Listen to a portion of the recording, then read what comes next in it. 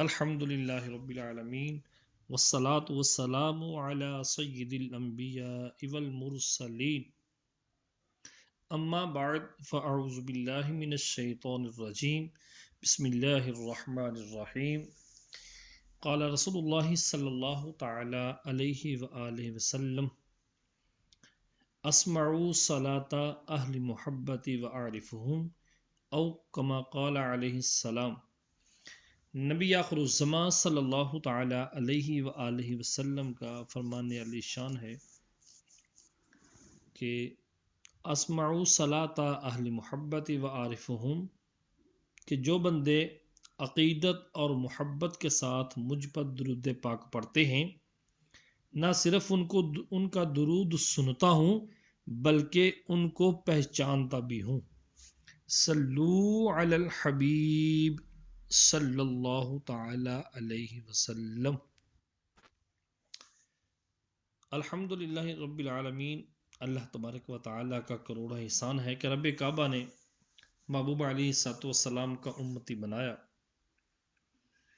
اور پھر اللہ تبارک و تعالی نے مسلمان ہونے کا شرف عطا فرمایا۔ مسلمان ہونے کے ساتھ ساتھ رب کعبہ نے ولی کامل کے ہاتھ میں ہمارا ہاتھ دیا۔ میری مراد امیر اہل سنت حضرت علامہ مولانا ابو بلال محمد الیاس عطار قادری رضوی ضیائی دامت برکاتہم العالیہ ہے، کہ جنہوں نے ہمیں یہ ذہن دیا ہے کہ اپنی زندگی کو قرآن و سنت کے مطابق گزاریں۔ آپ نے یہ ذہن دیا کہ اپنی زندگی کا طور طریقہ آقا علیہ الصلوۃ والسلام کی سنن کے مطابق ہونا چاہیے، کہ وہ مسائل جن کا تعلق زندگی کے ساتھ ہے ان کو سنیں، سیکھیں، سمجھیں اور ان پر عمل کرنے کی کوشش کریں۔ تو آئیے ہم صدر الشریعہ حضرت علامہ مولانا الحاج مفتی محمد امجد علی اعظمی رضوی سنی حنفی قادری برکاتی علیہ رحمۃ اللہ القوی کا تذکرہ سنتے ہیں، کیونکہ ہمارا ارادہ یہ ہے کہ ہم ان کی یہ بیانات تصنیف عالم بنانے والی مستند کتاب بہار شریعت کو سبقاً پڑھنا اور سننا چاہتے ہیں۔ تو اس سے پہلے آئیے ہم صدر الشریعہ مولانا مفتی محمد امجد علی اعظمی رحمۃ اللہ تعالی علیہ کے بارے میں کچھ سنتے ہیں، کہ ہمیں پتہ چلے کہ وہ کتنی علمی شخصیت تھی جنہوں نے مسلمانوں پر اتنا بڑا احسان کیا۔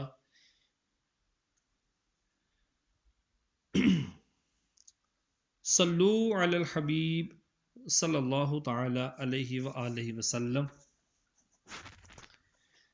حضرت مولا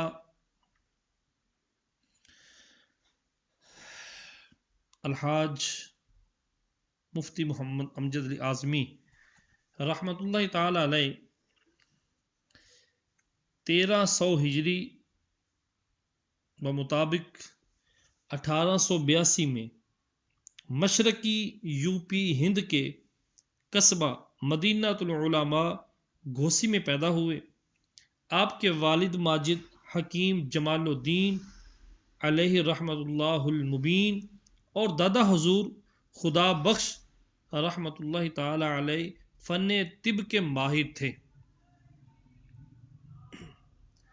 محسن اہل سنت خلیفہ اعلی حضرت مصنف بہار شریعت حضرت علامہ مولانا مفتی محمد امجد علی اعظمی رحمۃ اللہ تعالی علیہ نے اپنی ابتدائی تعلیم اپنے دادا حضرت مولانا خدا بخش رحمۃ اللہ تعالی علیہ سے گھر پر حاصل کی، پھر اپنے قصبے ہی میں مدرسہ ناصر العلوم میں جا کر گوپال گنج کے مولوی الہی بخش صاحب رحمۃ اللہ تعالی علیہ سے کچھ تعلیم حاصل کی، پھر جونپور پہنچے اور اپنے چچا زاد بھائی اور استاذ مولانا محمد صدیق رحمۃ اللہ تعالی علیہ سے کچھ اسباق پڑھے، پھر جامع معقول و منقولات، منطق و فلسفہ حضرت علامہ ہدایت اللہ خان علیہ رحمۃ الرحمن سے علم دین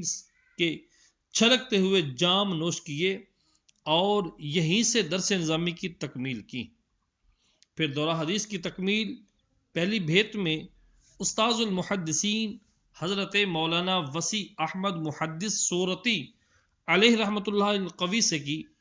حضرت محدث صورتی علیہ رحمۃ اللہ القوی نے اپنے ہونہار شاگرد کی عبقری یعنی اعلیٰ صلاحیتوں کا اعتراف ان الفاظ میں کیا: مجھ سے اگر کسی نے کچھ پڑھا ہے تو وہ امجد علی ہے۔ سبحان اللہ۔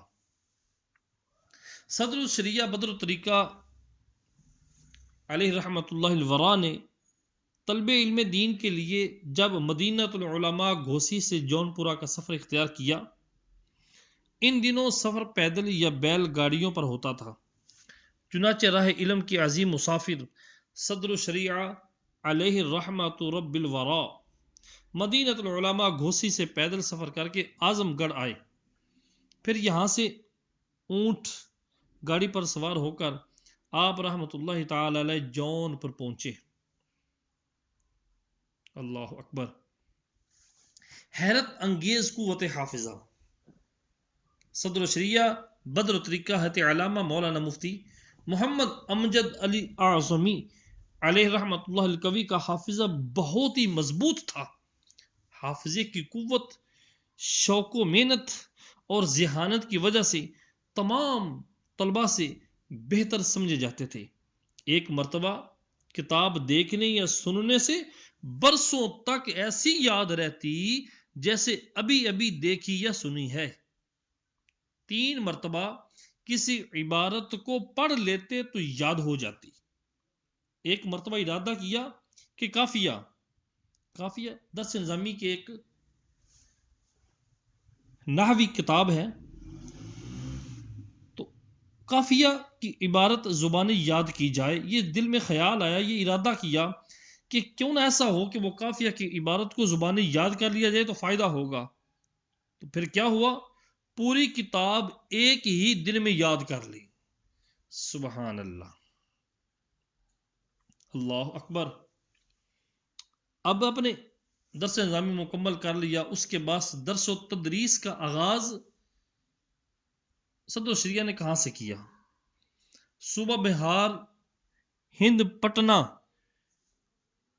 صوبہ بہار ہم کہتے ہیں، اس کا اصل نام تھا ہند پٹنہ میں مدرسہ اہل سنت ایک ممتاز درسگاہ تھی، جہاں مقتدر ہستیاں، قابل قدر ہستیاں اپنے علم و فضل کے جوہر دکھا چکی تھی۔ خود صدر الشریعہ علیہ رحمۃ اللہ القوی کے استاذ محترم حضرت محدث صورتی علیہ رحمۃ اللہ القوی برسوں وہاں شیخ الحدیث کے منصب پر فائز رہ چکے تھے۔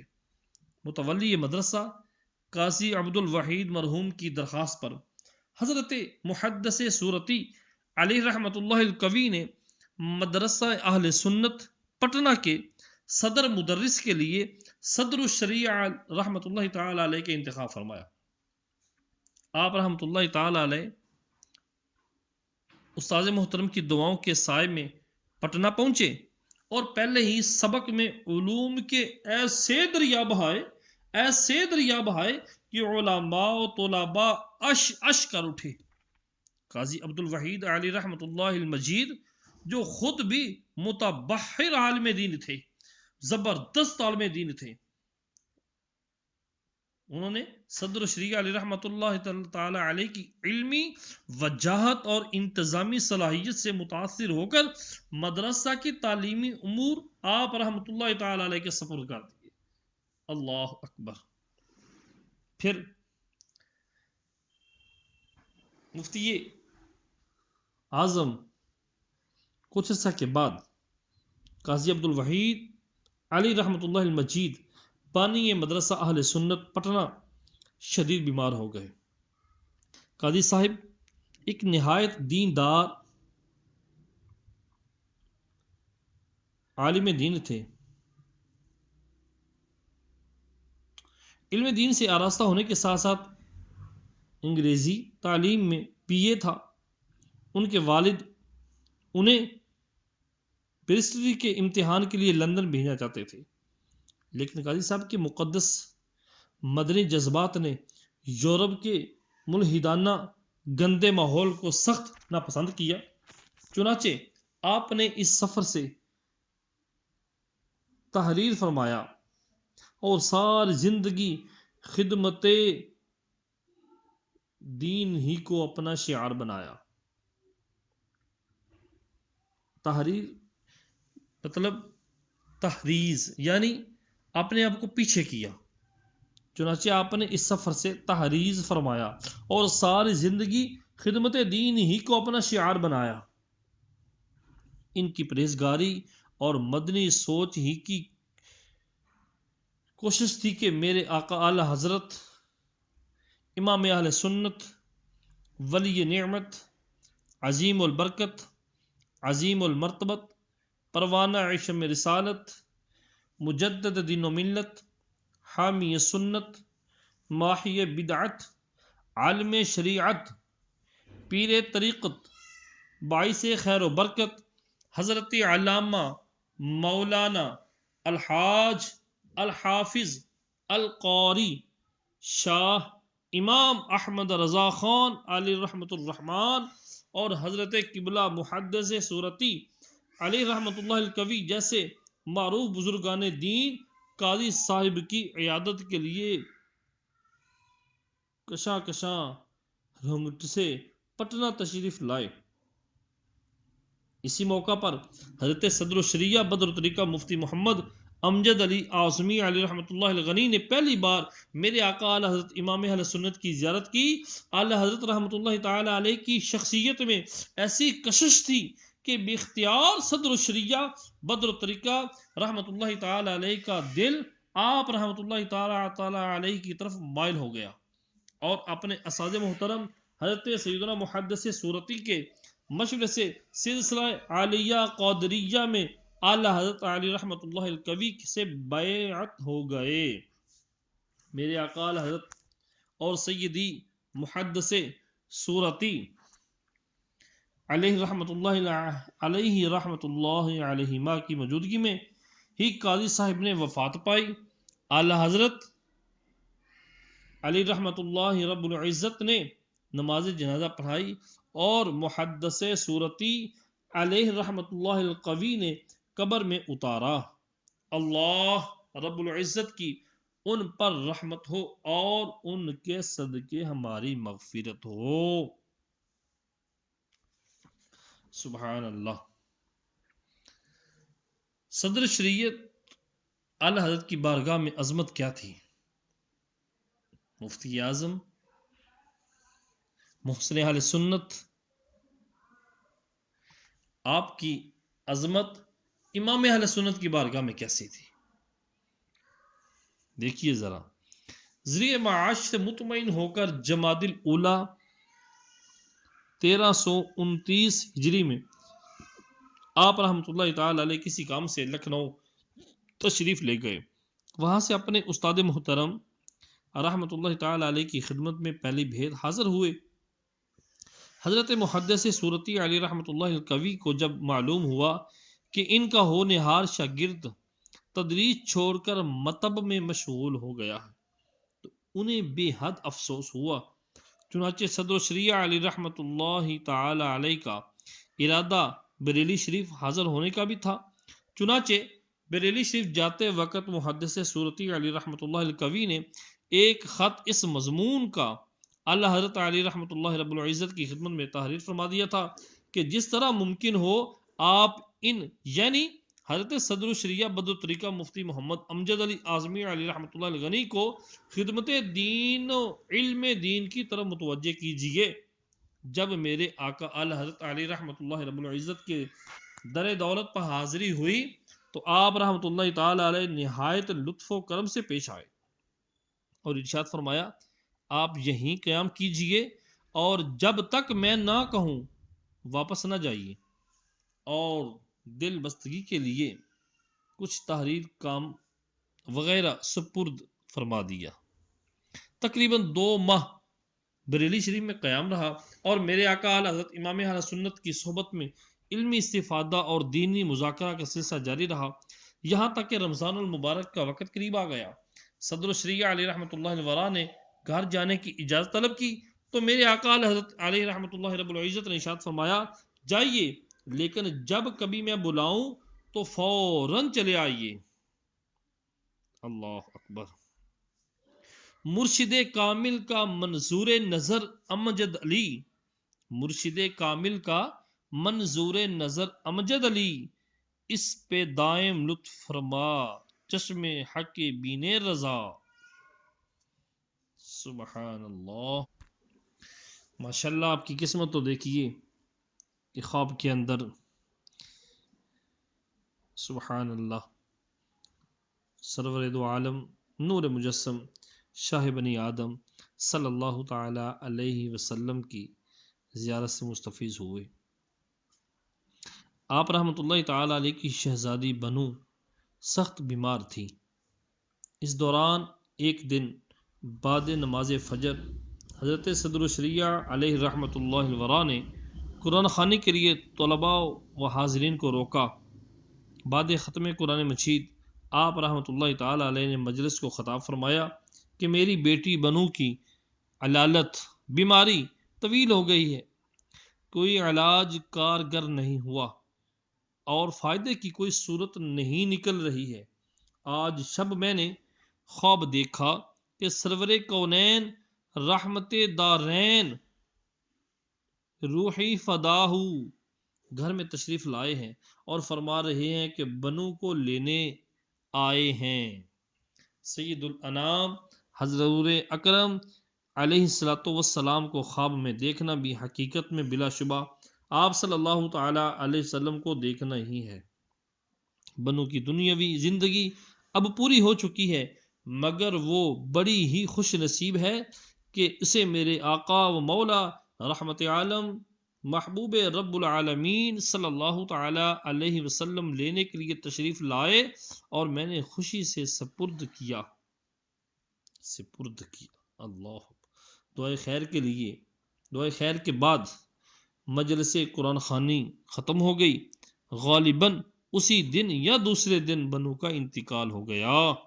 اللہ رب العزت کی ان پر رحمت ہو اور ان کے صدقے ہماری مغفرت ہو۔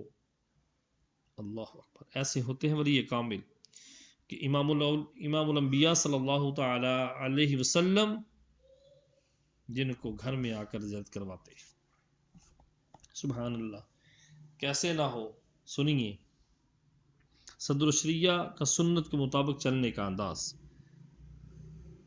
صدر شریعت حافظ ملت حضرت علامہ مولانا عبدالعزیز مبارک پوری علیہ رحمۃ اللہ القوی بیان کرتے ہیں کہ حضور سید عالم صلی اللہ تعالی علیہ وسلم رستہ چلتے تو رفتار سے عظمت و وقار کا ظہور ہوتا، دائیں بائیں نگاہ نہ فرماتے، ہر قدم قوت کے ساتھ اٹھاتے، چلتے وقت جسم مبارک آگے کی طرف قدرے جھکا ہوتا، ایسا لگتا گویا اونچائی سے نیچے کی طرف اتر رہے ہیں۔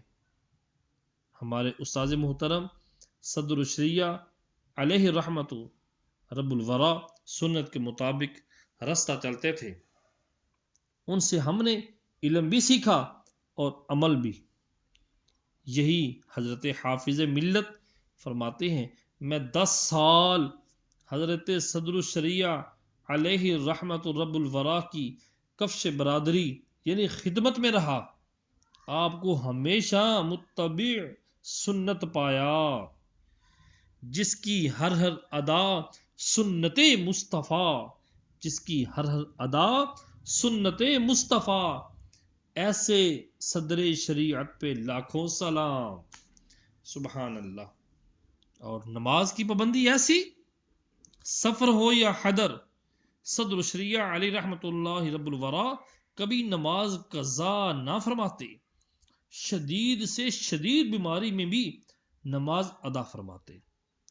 اجمیر شریف میں ایک بار شدید بخار میں مبتلا ہو گئے، یہاں تک کہ غشی طاری ہو گئی۔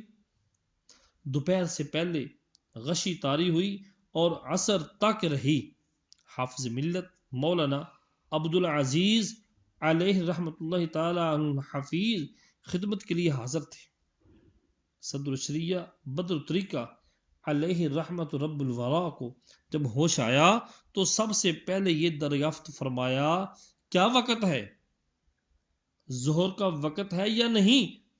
حافظ ملت علیہ رحمت رب العزت نے عرض کی کہ اتنے بج گئے ہیں، اب ظہر کا وقت نہیں۔ یہ سن کر اتنی اذیت پہنچی کہ آنکھوں سے آنسو جاری ہو گئے۔ حافظ ملت علیہ رحمت رب العزت نے دریافت کیا، کیا حضور کو کہیں درد ہے، کہیں تکلیف ہے؟ فرمایا بہت بڑی تکلیف ہے کہ ظہر کی نماز قضا ہو گئی۔ حافظ ملت علیہ رحمت رب العزت نے عرض کی، حضور بے ہوش تھے، بے ہوشی کی عالم میں نماز قضا ہونے پر کوئی مواخذہ قیامت میں پوچھ گچھ نہیں۔ فرمایا آپ مواخذے کی بات کرتے ہیں؟ وقت مقررہ پر دربار الہی کی ایک حاضری سے محروم رہا۔ اللہ اکبر۔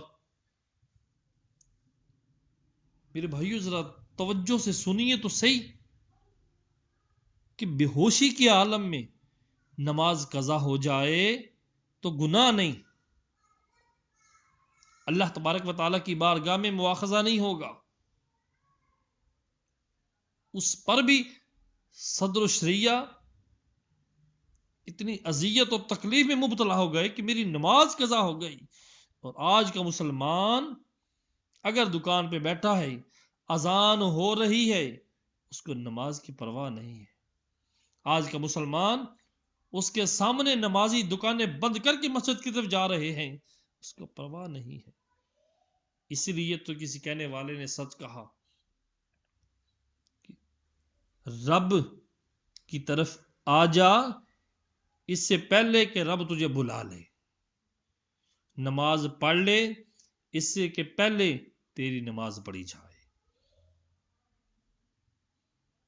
اللہ اکبر۔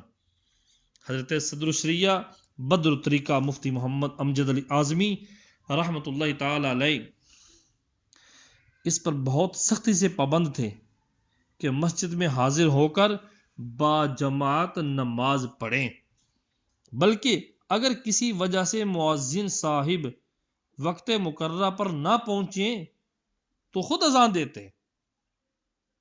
قدیم دولت خانے سے مسجد بالکل قریب تھی، پرانا جو گھر تھا مسجد اس کے قریب تھی، وہاں تو کوئی دقت نہیں تھی، لیکن جب نئے دولت خانے، نئے گھر کی طرف نئے دولت خانے قادری منزل میں رہائش پذیر ہوئے تو آس پاس میں دو مسجدیں تھیں، ایک بازار کی مسجد، دوسری بڑے بھائی کے مکان کے پاس۔ اللہ اکبر۔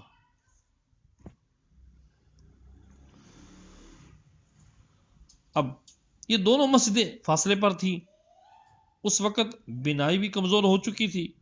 بازار والی مسجد نسبتاً قریب تھی مگر رستے میں بے تکی نالیاں تھیں، اس لیے نوا کی مسجد نماز پڑھنے آتے تھے۔ مسجد کا نام ہے نوا کی مسجد۔ نوا کی مسجد نماز پڑھنے آتے تھے۔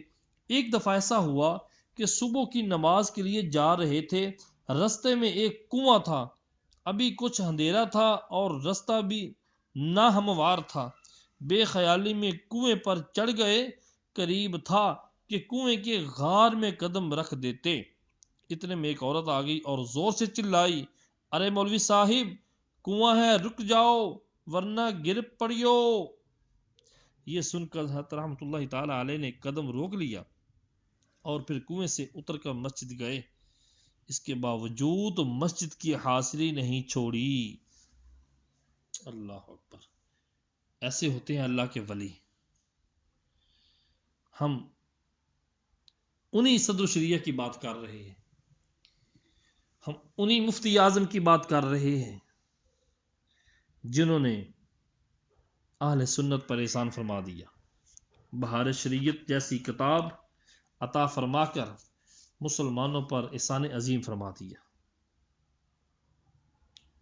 اب ان کا انداز تبلیغ دیکھیے، گھر کے اندر رہ کر بچوں میں کیسے اصلاح کرنی ہے، گھر کے اندر افراد کے اندر کیسے اصلاح کرنی ہے، ذرا بچوں کی تربیت کا انداز تو دیکھیے۔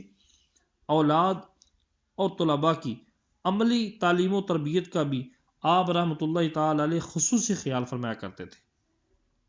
آپ رحمۃ اللہ تعالی علیہ کا تقوی و تدین یعنی دینداری اس امر کا متحمل ہی نہ تھا کہ کوئی آپ رحمۃ اللہ تعالی علیہ کے سامنے خلاف شرع کام کرے۔ اگر آپ رحمۃ اللہ تعالی علیہ کے علم میں طلباء یا اولاد کے بارے میں کوئی ایسی بات آتی جو احکام شریعت کے خلاف ہوتی تو چہرہ مبارکہ کا رنگ بدل جاتا تھا، کبھی شدید ترین برہمی، کبھی زجر، توبیخ، ڈانٹ ڈپٹ، اور کبھی تنبیہ سزا، اور کبھی مواعظ حسنہ، غرض جس مقام پر جو طریقہ بھی آپ رحمۃ اللہ تعالی علیہ مناسب خیال کرتے استعمال میں لاتے۔ اللہ اکبر، اللہ اکبر، ایسا عشق رسول تھا کہ نعت صرف سنتے تو اشک بار ہو جاتے۔ منقول ہے کہ جب نعت شروع ہوتی تو صدر الشریعہ علیہ رحمت رب الورا مؤدب بیٹھ کر یعنی دونوں ہاتھ باندھ لیتے اور آنکھیں بند کر لیتے، انتہائی وقار کے ساتھ پرسکون ہو جاتے اور پورے انہماک و توجہ سے سنتے، پھر کچھ ہی دیر بعد آنکھوں سے سیل اشک اس طرح جاری ہو جاتے کہ تھمنے کا نام ہی نہ لیتے، نعت پڑھنے والا نعت پڑھ کر خاموش ہو جاتا، اس کے بعد بھی کچھ دیر تک یہی خود فراموشی طاری رہتی۔ اللہ اکبر، متاع عشق سرکار دو عالم ہو جسے حاصل، متاع عشق سرکار دو عالم ہو جسے حاصل، کشش اس کے لیے کیا ہوگی دنیا کے خزینے میں، کشش اس کے لیے کیا ہوگی دنیا کے خزینے میں۔ اللہ اکبر، اللہ تبارک و تعالی ہمیں بزرگان دین کے نقش قدم پر چلنے کی توفیق عطا فرمائے اور بہار شریعت سے فائدہ اٹھانے کی توفیق عطا فرمائے، بہار شریعت کے مسائل کو سنیں، سیکھیں اور آگے بندوں تک پہنچانے کی توفیق عطا فرمائے۔ آمین آمین بجاہ نبی الامین صلی اللہ تعالی علیہ وآلہ وسلم۔ صلو علی الحبیب صلی اللہ تعالی علیہ وآلہ وسلم۔